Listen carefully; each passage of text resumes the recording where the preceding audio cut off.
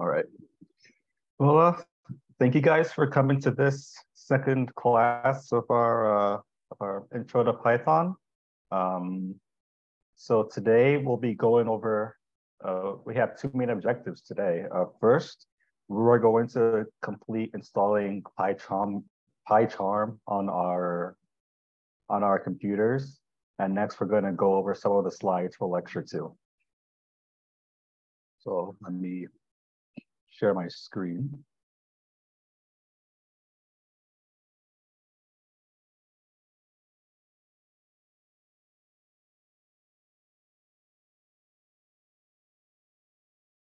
All right. So the Python IDE.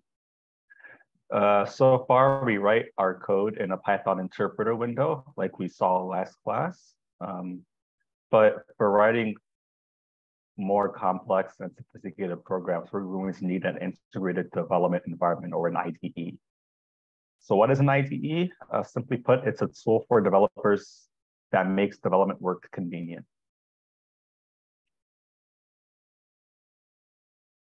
So by chance, does anyone in this class already have PyCharm on their machines?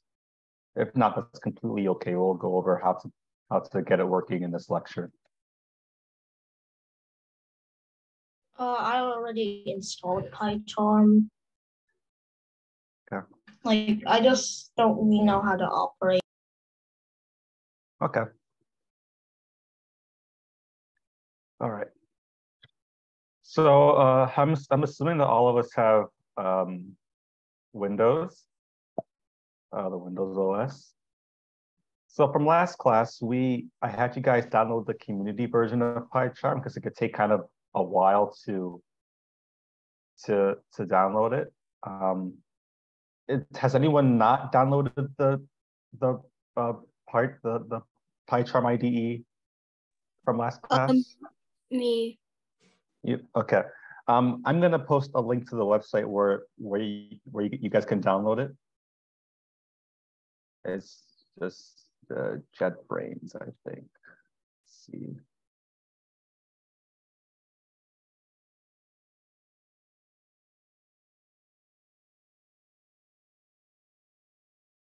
All right. So for those of you that haven't had the chance to download PyCharm yet, just go to the website that I posted in the chat and then click download. That's on the center of the screen. And then it'll ask if you want the professional or community version.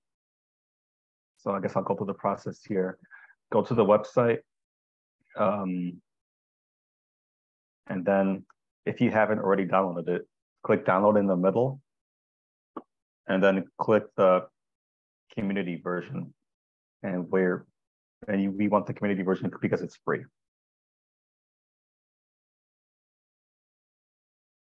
Right, it looks like we have some more people joining. For the people that just joined, we're going over how to download PyCharm right now. So you may have already done it if you were in the last class. All right, so for those that have already downloaded PyCharm, we're going to go through the setup process. So just double click your download and then go through all the normal steps. Just keep clicking next. Yeah, just keep clicking next until you get to the part where you have to create your first projects.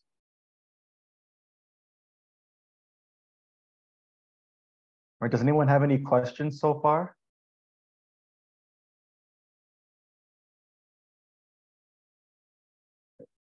Is anybody still downloading PyCharm?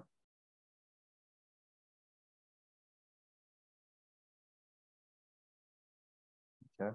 It says like this site can't be provided a secure connection. That's weird. Can you try sharing your screen for a second, Henry?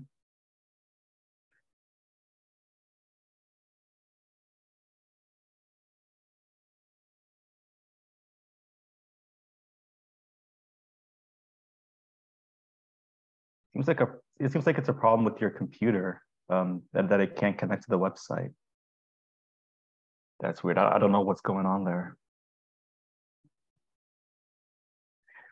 But anyway, we won't really need PyCharm for this specific class. It'll be needed later on, definitely for the homeworks, as the homeworks get more complex. I mean, you'll need it for the homework this week, I think, actually. So just try to get it on your machine at some point during this week if you're not able to do it in this class. All right, so has anybody completed the PyCharm setup process yet? Because once we do that, it'll be time to create our first project. I'm done. Okay. All right. So once I'm still setting it up. Oh, okay. I'm still setting it up. All right. I mean, I have it downloaded, but I haven't set it up yet. All right. Well, yeah, is there a specific folder to put in? Oh no, just use any folder. Just okay. the default one's fine. It has installation options. Oh, that's weird. What do I expect from? Can you share your screen for a second, Ivan? I'm still on a different device. I'm just gonna create desktop shortcut. Then it has like a checkbox for PyCharm Community Edition. I tried to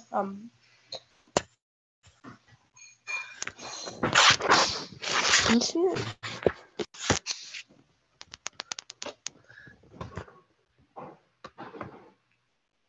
Oh yeah, okay. So I'm sorry, I forgot to mention that. So make sure to, well, not make sure, but just click all the checkboxes there and then click next.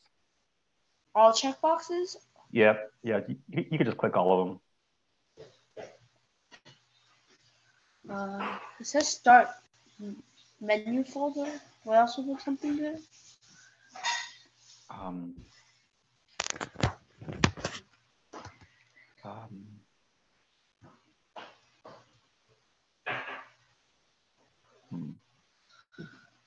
Yeah, it looked like you had some check boxes there. Yeah, I know, but now after I pass the checkbox, it says choose start menu folder. Choose start menu folder. It does not provide you with a default option. It says the default is JetBrains. Okay. Yeah. So just install. Yeah.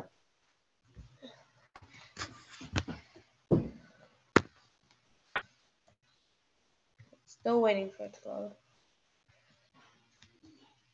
Okay. So for the people that have finished the setup process, you should see a screen that's kind of similar to what I have now on my screen.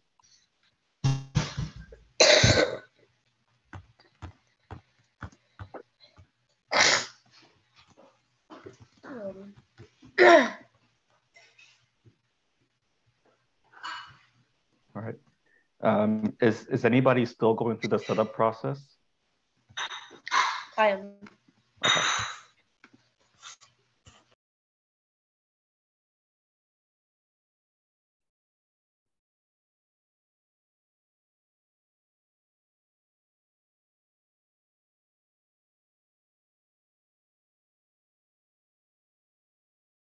Okay. Well, see, I'm going to try to move on for everybody else. So once you complete the setup process, it'll be time to create our first project. So to do that, once you're in the PyCharm screen, click the File button in the top left, and then click New Project. And then you're going to name your project First Project, just like the slides. Just like the slide I have here says. So it'll be kept. Maybe I should just have the slide here. So you should see something like this, and you should see something like once you click New Project in the File menu, you should see a screen similar to what I have up now, and you call your first project just First Project, and then click Create.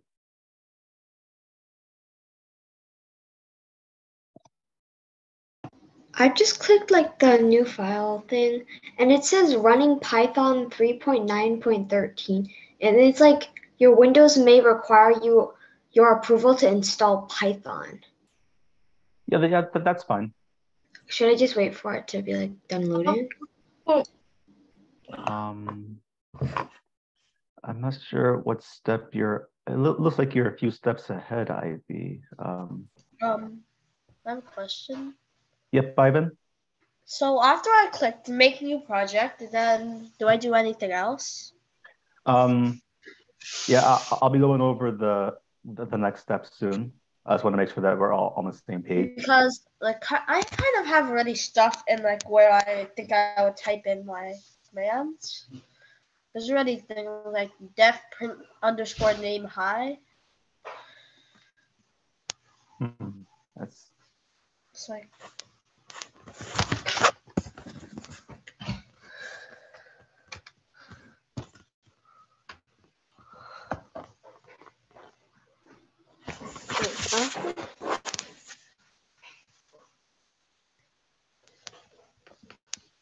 I'm trying to see your screen, Ivan. Okay, all right. Okay, I think I know what it's talking about. So you just created your project, yeah. and we still need to create our Python file that will be writing our code in. So do I click the file and? Yep. So what we're gonna do is that you're going to click. Let's see. You should see a project interface to the left. So Yeah. you'll right click first project and then click, it should be new Python package. I already created it, so that's why my screen looks a little different. But on the slides here, when you right click first project, you should see something that says new. And then when you hover over new, you should see another option for Python package. So that's what we're going to create next. So do I click it and Yeah. click name it? What do I name it? Yep. So we're going to name it com.aoe.stem, and I have it up on my slides as well. Can you type that in the chat? It's kind of hard to see. Yep. Sorry. We're going to call it com.aoe.stem. I'm really confused right now because my like entire app just shut down. What? Oh, okay. Can you try bringing it up again, Ivy? And then will you have any problems sharing your screen? Or is it a computer issue again? I'm on a different computer. Oh, okay. Yeah. So yeah, try bringing the PyCharm up again, and we'll try creating the. Actually, maybe kind of hard because. All right, so you should already have a project called first project if you got to that step. So the next step after creating the project will be to create the package that we need. So that's why I put the com.aoe.stem there. And then once you do that, we'll be creating a Python file called basic code. I'll put that in the chat too.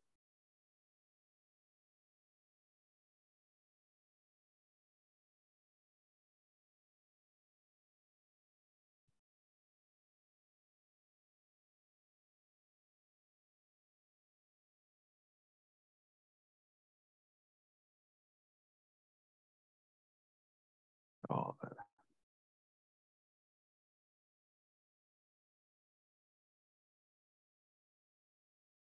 Okay. So let's see, was everyone able to create the Python project that we called first project?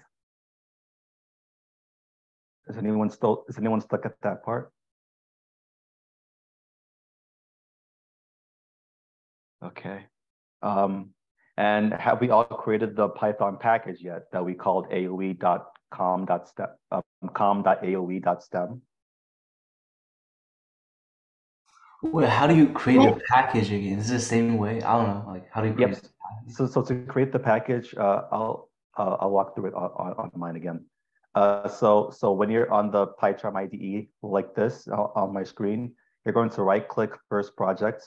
That's to your left, the left side of the screen, and then you'll hover over new, and then you're going to click Python package, and you'll name the package com.aoe.stem. I know my screen's kind of hard to see with those small letters, but yeah. I saw it on the chat. Yeah, you sent it on the chat. I know. I got you. Thank you. Yep.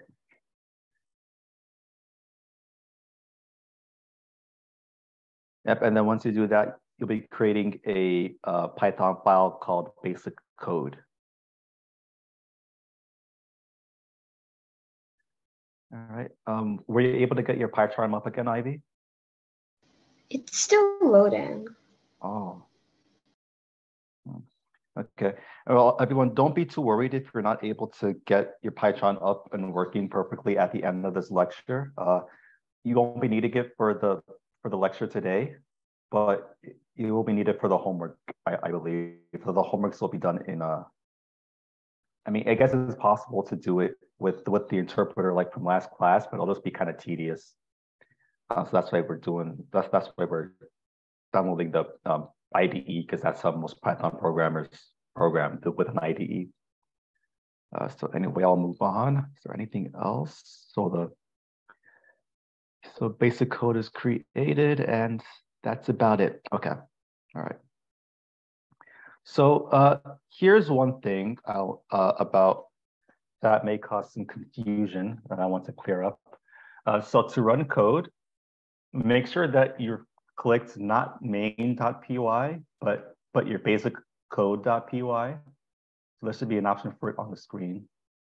And then at the right side of your screen, you should see something called, well, for you, it'd probably say something like main with the Python. Yep. You said main.code, right?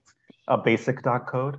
So that's what Because the only file thing I have up there is called main.py. Oh, okay. So you may need to create the Python file then. I can tell you. Yep. So you already did the com step? Yeah. All right. So I think you need to do the Python file step. For some reason, it didn't create for you. So what you'll do is that you'll right click first project that's to the left, hover over new, and then click Python file. Python package or Python file? A Python file. Okay. And then you'll just type in basic code, and that'll create a new file called basic code on your IDE. Basic code? Yep, basic code. I have it in the chat as well. Oh yeah, basiccode.py. I think I got it. Okay. So one thing you guys should make sure to do is that at the right side of the screen, near I guess the blue kind of arrow, not blue, next to the green arrow, you should see a drop down that says main. So click that and make sure to click current file. That way, when you run programs, it will run your basic code file instead of the main file. So that's one thing to keep in mind. And with that, the IDE setup process is finished. I can declare a variable x that's equal to 25. And when I try to print x, so I'm just going to print the value of x. I could go up here to this green arrow. It might be kind of hard to see, but this will run the code. And we'll see the output of it down here, 25. All right. So if you need to, you can also watch the recording of this lecture to help if you're not able to set up PyCharm right this very moment. And you can always go to the club headquarters and one of the helpers there will help you install PyCharm as well. Do you have a question, Ivan? When I type x equals 25. Yep. And then I say, oh wait. I think I got it because I didn't put. Are we supposed to put spaces between the x and the equal sign? It should work either way. So if I remove the spaces here, because it'll still work. So when I type print and then left parenthesis, which also gives me the right one. Yep. X. Then when I click enter in the Python console, it doesn't say anything. Okay, so you still need to run the code. So at the top right of your screen, you should see a green arrow. Do you see that green arrow? Yeah. So I Yes, ran it. yes, so click that. I did it. Do you see anything at the bottom? Well, nothing except process finished with exit code 0. Okay, yeah, that might mean that you have, oh wait, no, okay. So it might be running your main instead of your, oh, so it doesn't say 25 at all? No. All right. So right to the left of that green arrow, you should see like a drop-down menu. Main, yeah. Yes, so click that and then click current file.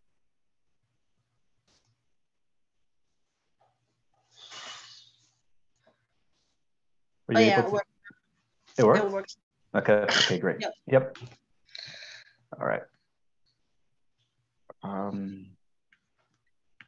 Does anyone else have any questions or issues that they'd like to go over with PyCharm right now?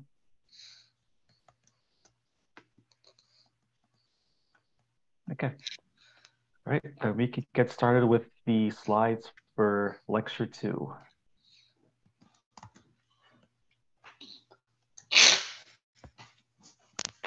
Okay. So last class, we went over some really basic Java stuff. Sorry, some really basic Python stuff with the Python interpreter and just declaring some variables and doing some basic math. Today will be kind of like that, but with more depth. So today will be mostly on operators. And this is a really handy website here that kind of talks about Python operators in general. I'll post a link to that here. You guys can take a look at that whenever. And I'll also post it on the Google Classroom so that you guys can have access to that after the class. So on that page and in this lecture in general, I recommend that you pay attention to arithmetic operators, assignment operators, and comparison operators in particular. That's what we'll be focusing on in this lecture. And then we'll come back to the other ones later on in the course. All right, so now we have a little quiz. So actually, no, I won't even do that. So can you guys tell me what the outputs of A and B, well, not B. Can you guys tell me what the output of A would be? 3 plus 2 times 8 divided by 4.0. What Python would output if we were to put A in there? It's supposed to be a 7. 7. I got 7. Right. Now, is it 7 or 7.0? 7.0. Yeah. And why is it 7.0? I'm actually not sure. Because it's 4.0. Yep, exactly. Yep. So in Python, the 4.0 is an example of a float, and integers in Python are automatically upcasted to floats. So that's why. So with order of operations, Python does 2 times 8, which is 16, and then 16 divided by 4.0, which is 4.0, and then 3 plus 4.0 is 7.0. We could verify that by typing that up here too. I'll call this quiz. Quiz 1.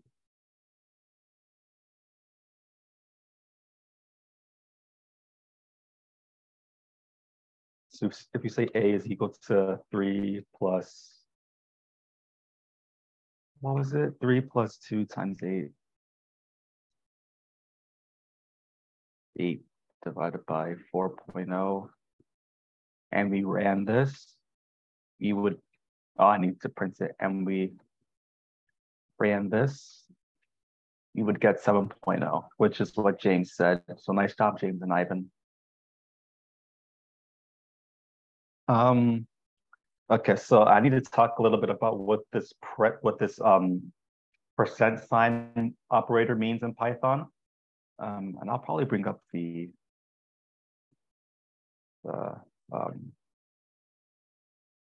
thing I posted in the chat too. Let's see. Let's see if you can find it here. All right. So the percent sign is the modulus operator. So what the modulus operator does is that it takes the thing on the left, which we can call x, and then we do x divided by the thing on the right, which we'll call y, and then we'll take the remainder of that. That's what the modulus does. So if we were to do, let's say 11 modulus or percent sign 5, we would get 1 because 11 divided by 5 is 2 remainder 1. Yep, it's 2 remainder 1. So that's what the modulus operator does.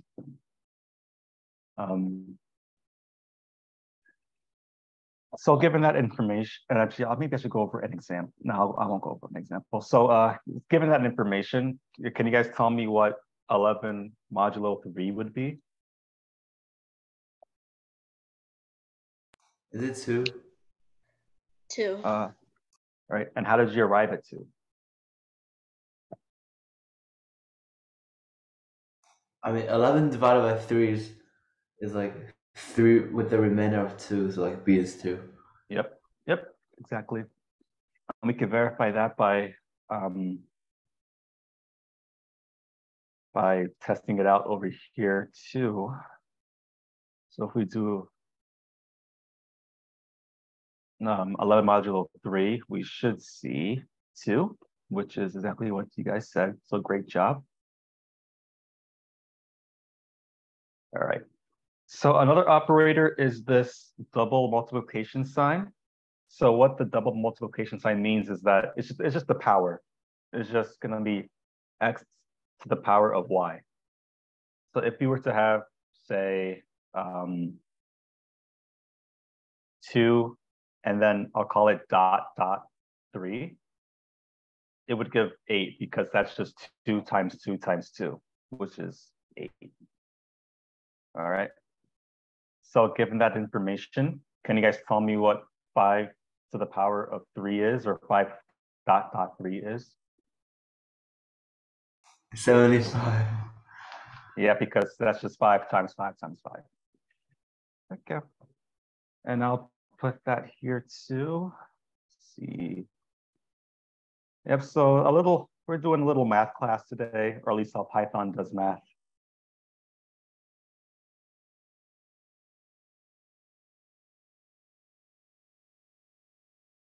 Yep, so 5 to the power of 3 is 125. Okay. Yeah, okay. All right, and last we have this kind of weird Python syntax, and I'll have to refer to this again. So this syntax here, the plus equals, is the Python's assignment operator. So what that does is that if we take x and then do plus equals a number, we'll say 3. What that is doing is that's the same as doing x is equal to x plus 3. So if x happens to be equal to 9, and then we do x plus equals 3, then x would then equal 9 plus 3, which is 12. That's what the plus equals operator does. So if we declare a variable d is equal to 5, and let me do d plus equals 3, can you guys tell me what d is equal to now? 8? Yep, because it's just 5 plus 8.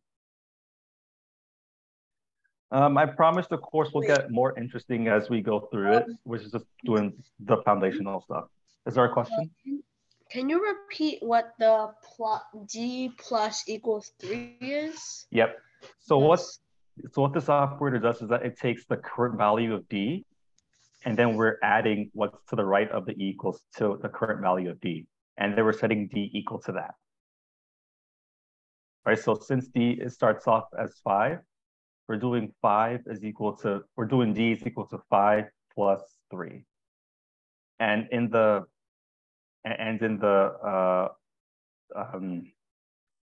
website that I shared with you guys earlier, this syntax, this x plus equals to some other number, is the same thing as this. We're just taking x and we're adding, and we're making x equal to the current value of x plus whatever numbers to the right of it, which is to the right of the equal sign. Does that answer your question, Ivan? Yeah. Yeah. So is everyone else able to follow with what's going on so far? Henry, Eddie, Ivy, Austin, are you guys good? Yes. Yep. Okay. All right. Okay, let's just move on. All right. Now we have a little exercise. Write code to find the sum of 16 cubed and the floor division of 21 over 4. And the floor division, doing floor division is this double division sign kind of. And as a refresher, floor, the meaning of floor is just, how can I explain it? Maybe just, it might be best just to refer to the page I showed you, but in general, it's just when you're doing floor division, you're kind of cutting off whatever decimal point comes after.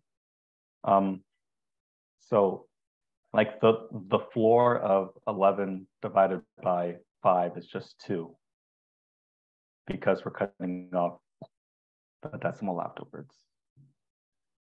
So anyway, I'll give you guys a minute to think about this exercise, and then I want you guys to go over your code with me, and then we'll talk about it.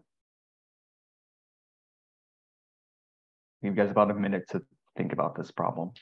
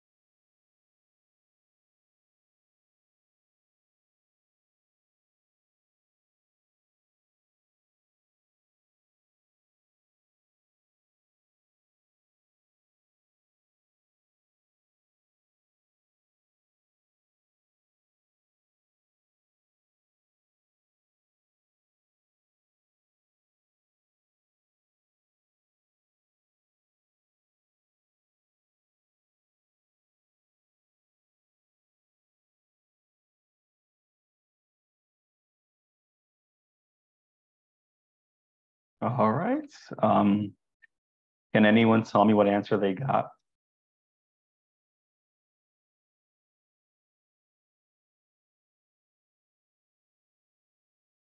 All right. Maybe we should go through this step by step first.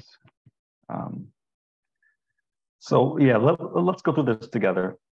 I will share my screen here. So the first thing that we need to do is we're finding the sum of 16 cubed and the floor of 21 over 4. So first off, we know that we're going to add two things together. So we know that we're going to have a plus in here. So we'll just call this x plus y for now. So first, I'll put parentheses in here to make things a little easier for us to follow. Oh my gosh. So first we're going to do, let's see, 16 cubed. So 16 cubed is just 16 to the power of 3. So 16 dot 3. All right, and the second part of this is the floor division of 21 over 4. So it's going to be 21 slash 4. So if we run this, and of course we're going to add these two together. If we run this, we should get 4,101. Any questions about that?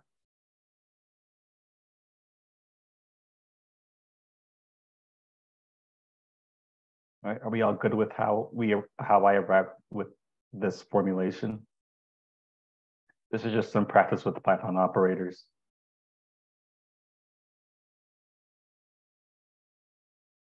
All right, let's move on.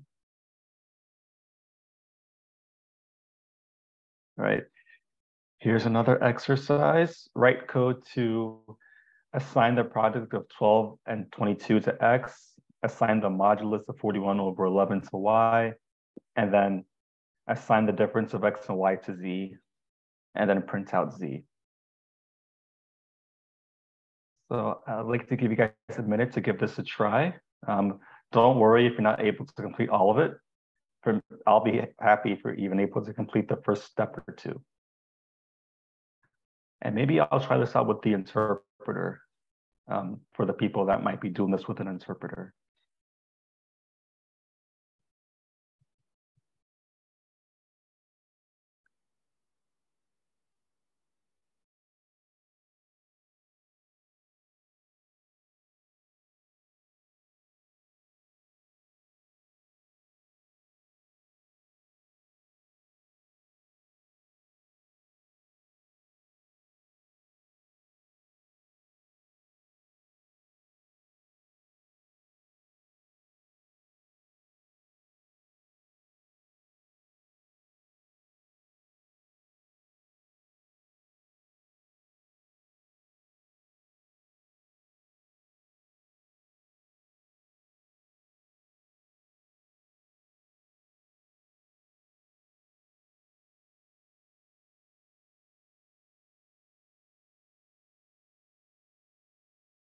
All right, now let's go through this together. But first, was anyone able to come up with an answer for Z, for what the value of Z is?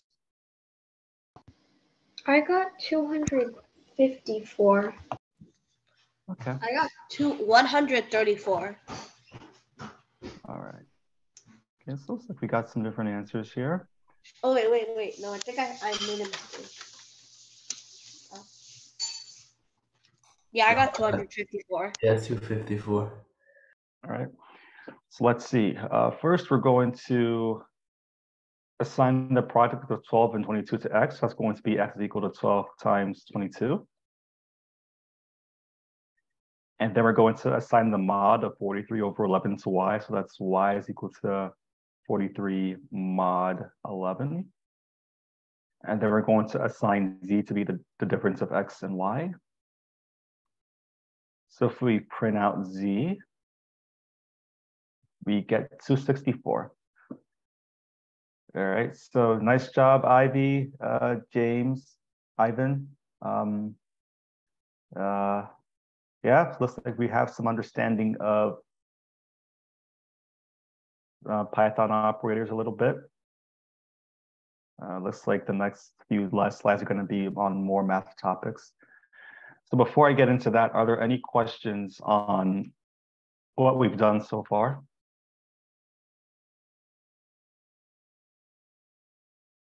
No? All right. So math and Python. Mathematical calculations are an essential part of Python development. For straightforward mathematical calculations, you can use built-in math operators such as addition, subtraction, division, multiplication.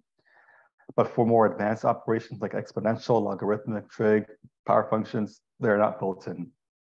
So essentially, really basic math stuff Python can do easily, but for more advanced operations, you need to import some math tools in Python. So to satisfy that need, Python provides functions using the math module. Import math will allow you to use those functions in your code. And there's a link here that talks about the things that the math module in Python can do. So I'll post the link to this in the Google Classroom after class, and you guys can take a look at it as well. Yep. So the math module includes several famous mathematical constants and important values like pi, tau, Euler's number, infinity, and nan. So we're going to try this out a little bit now. So first we're going to, actually, I'll have you guys type this stuff out and try to run it. And then we'll talk about any problems that we're having. So you can type this up in your IDE or your interpreter now if you want.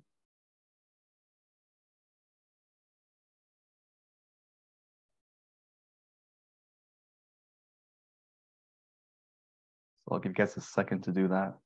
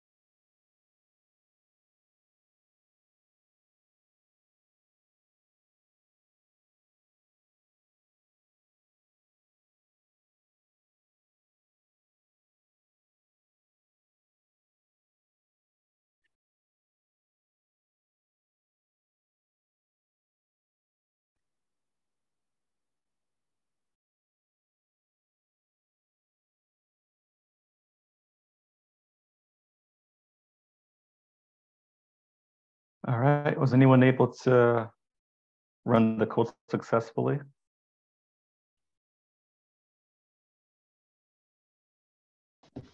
Yeah, for like circumference, I got 18.8495592153876. Okay, all right. So let's try going through this together. First, we need to import math. So we could import math up here. And then down here, what's the next step? Print math.py.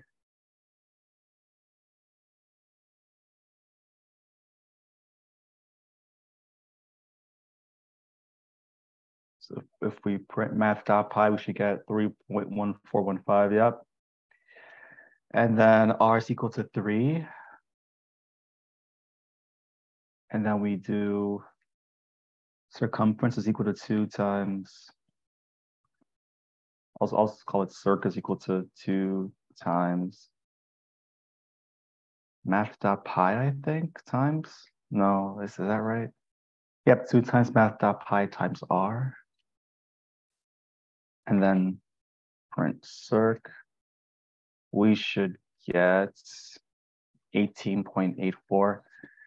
Is anyone else getting these values? For pi is 3.1415, yada yada. Then circ is circumference is 18.84. I'm getting an error. Oh. Because it says math is not defined. Okay. Yep. So you're gonna want to do import math. So up here I have import math. Make sure to have import math. That way you could use functions like pi and yeah.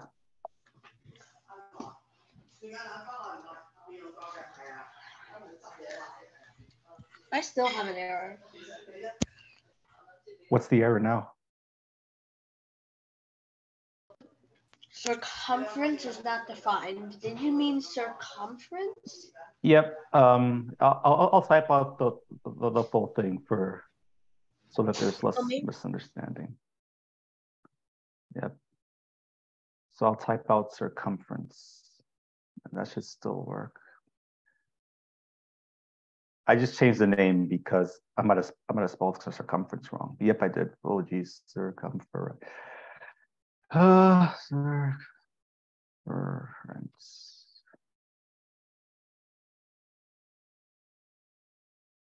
I think I still spelled it wrong. No, I spelled it right. Circumference. Nope, I spelled it wrong again. Oh yeah, my spelling isn't very good today. Okay, I think this is right.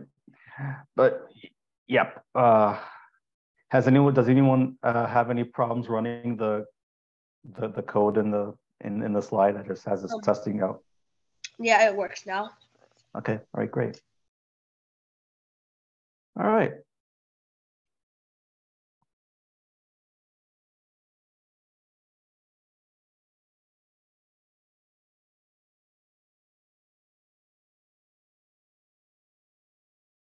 Right, let us move on.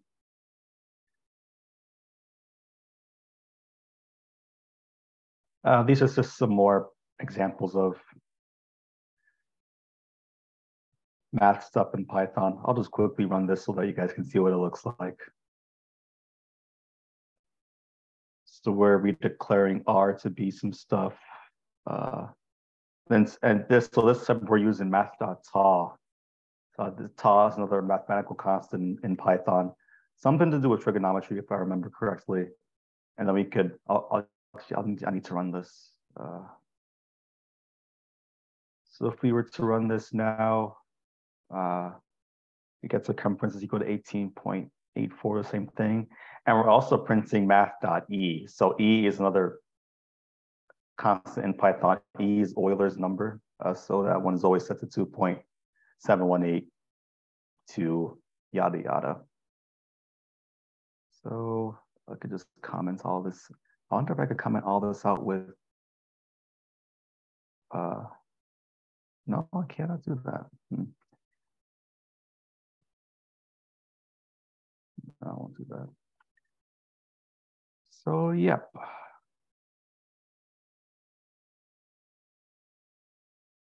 So there's that. Let's see what else we have. Okay.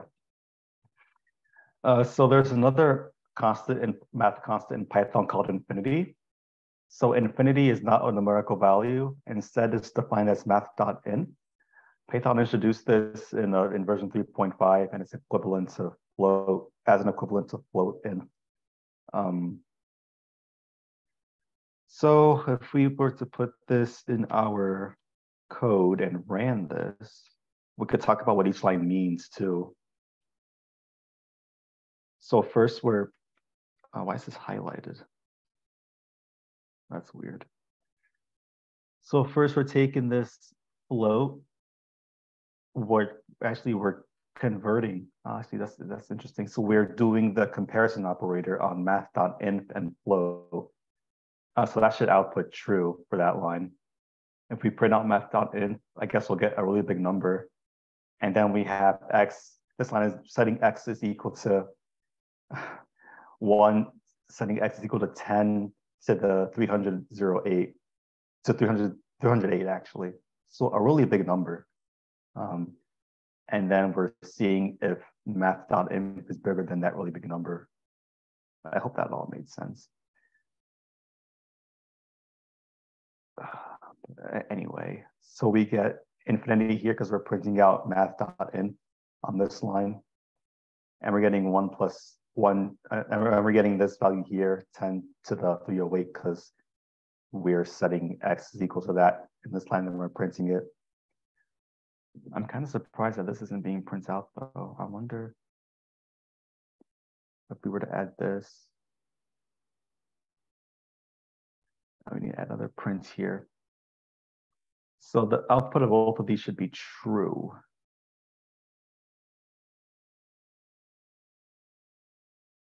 Yep, so true inf one, this number and true. So we get true because float inf is equal to math.inf. And we're getting true in the bottom here because math.inf, which is infinity, is greater than x, which is a really big number. So this is just showing how infinity in Python can be set to be bigger than any other number that you could think of or declare in Python. So any questions about math.in or infinity in Python?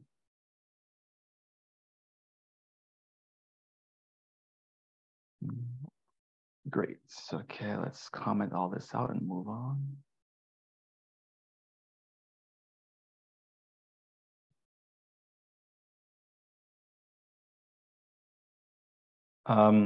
So there's another constant in Python that's called nan, or N-A-N.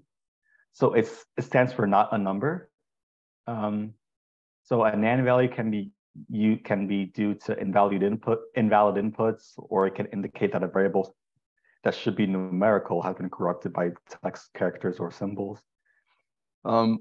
It's always best practice to check if a variable is nan. If it is, it could lead to some invalid values in your program.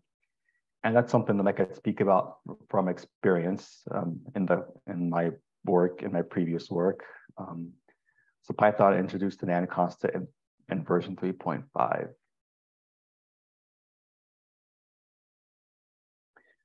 So if we were to go to our IDE and do print math.nan, we'll just get nan down here. Oh, and just so you guys know, I'll be posting this entire code, this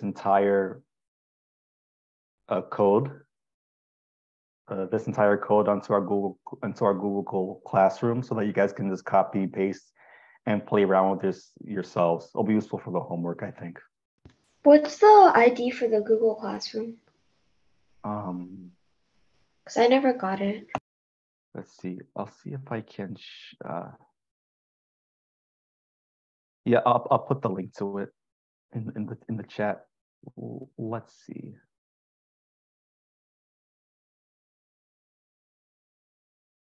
I'm not sure if I can actually, because I'm the instructor, so I might not let you guys access my link.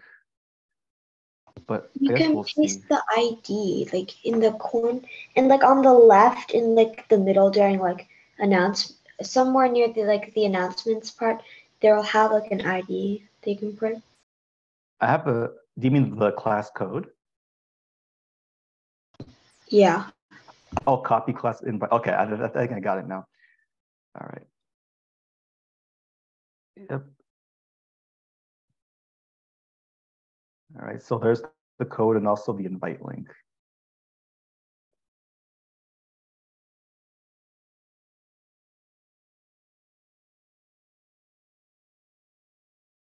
All right. I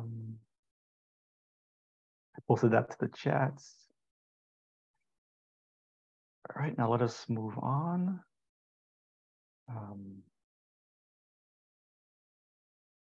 Now let's spend some time on some useful math functions. I probably won't be going through every single one of these because there's actually, I'll take this time to post a link also to the math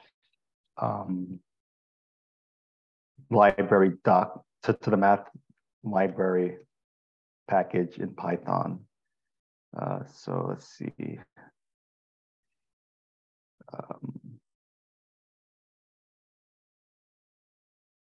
So we have math operators, and also this page here that talks about all the functions in Python's math module. So this will be things that you guys can take a look at after class. Let me put the link to this in the chat as well.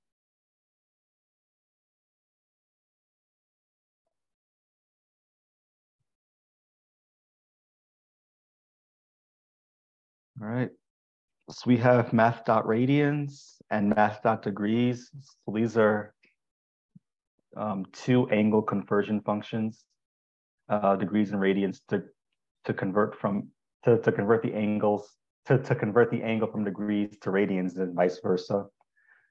So just some geometry functions. We have math.log that returns the natural log of a given number. The natural log is calculated to base e. So if you do math.log 10, that's the equivalent of finding the log of 10 with the base as e. I'm not sure how far you guys are in your math courses, so some of this stuff might be kind of lost on you, but these are just some of the math things that Python can do. Let's see.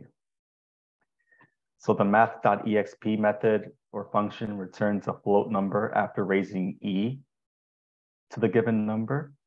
In other words, expe gives e dot dot x or e to the power of x.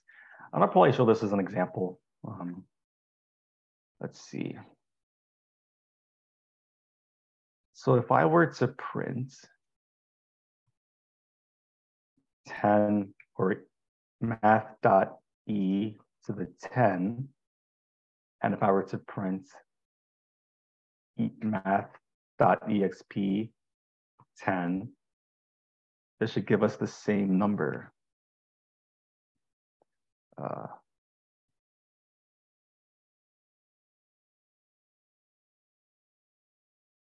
Yep, it gave us the same exact number. So the exp method, the math.exp method is just another way of taking the mathematical constant e to whatever number you want. So yep, there's that. The math.sqrt method returns the square root of a given number. Pretty straightforward. The math.pow method receives 2 float arguments, races the first to the second, and returns the result. In other words, pow 4.3 is equivalent to 4.3. So to give an example of that, I'll do math.pow 2 to the 4.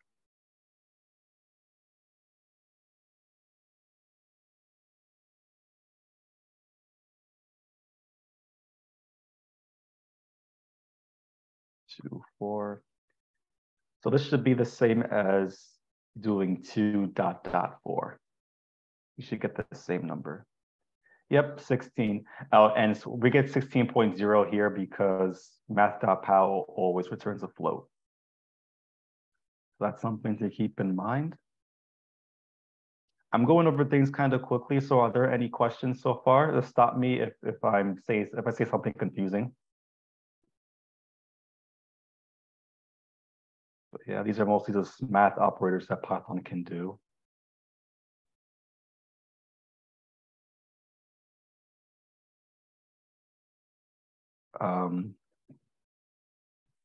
So there are a bunch of other math functions in the math module. I'll probably go over 1 or 2 of them.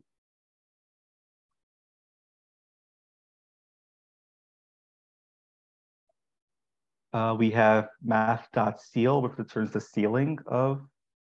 So it's kind of like the opposite of a floor, right? So the math.floor would turn 5.9 into 5, and math.ceil will turn 5.9 into 6, that kind of thing.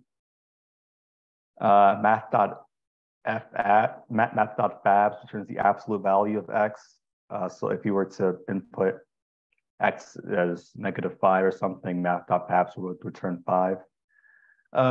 Just simple stuff like that. A lot of mathematical functions in the math library. All right. And we have some exercises here, but I think you guys are ready for the homework because these operators and math functions are all available in this documentation. So for the homework, I have a cylinder. Its bottom radius is 6 and its height is 12. I want you guys to write code to find the surface area, to find this cylinder's surface area and its volume. And then I want you to submit a screenshot to the Google Classroom showing your code. And at the bottom here, I have some formulas that would be helpful. The surface area of a cylinder is this formula here, 2 times pi times 2r plus a bunch of stuff. And the volume of a cylinder is pi times r times h. And I'll make sure to post this homework instructions in the Google Classroom as well. Are there any questions? No. Oh. All right. Wait. Yep. How do we find if the bottom radius is like, no, for instance, like its bottom radius is 6 and its height is 12. Use the code to find its SA and volume. So how would like the SA of a cylinder and volume of a cylinder formulas help us?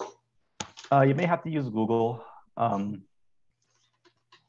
Actually, Actually, the formulas for this are all here, actually. So we're trying to find the surface area and the volume of a cylinder.